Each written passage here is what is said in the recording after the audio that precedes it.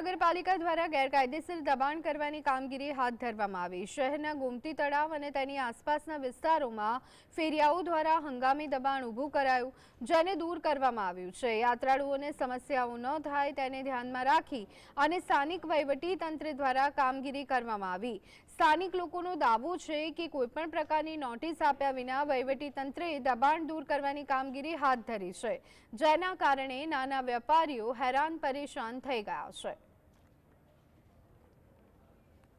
મંદિરની આજુબાજુ કેટલા સમયથી હંગામી દબાણો અને ગોમતી તળાવ ઉપર ફેરિયાઓ દ્વારા દબાણો કરી અને જગ્યા રોકવામાં આવતી હતી। તેના કારણે યાત્રાળુઓને ખૂબ તકલીફ પડતી હતી અને યાત્રાળુઓ જ્યારે મંદિર બંધ હોય ત્યારે એમનો સમય પસાર કરી શકે ગોમતી તળાવ ઉપર।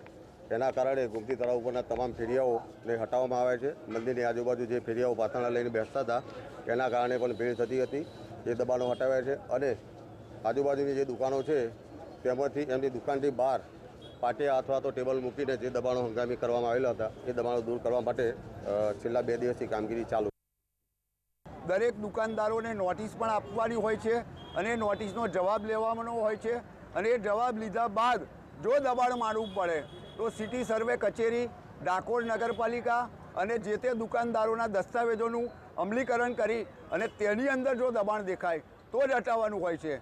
આ રીતે નાના વેપારીઓને હેરાન કરવાનો આ કારસો છે તે સેટ પણ ચલાવી લેવામાં આવશે નહીં।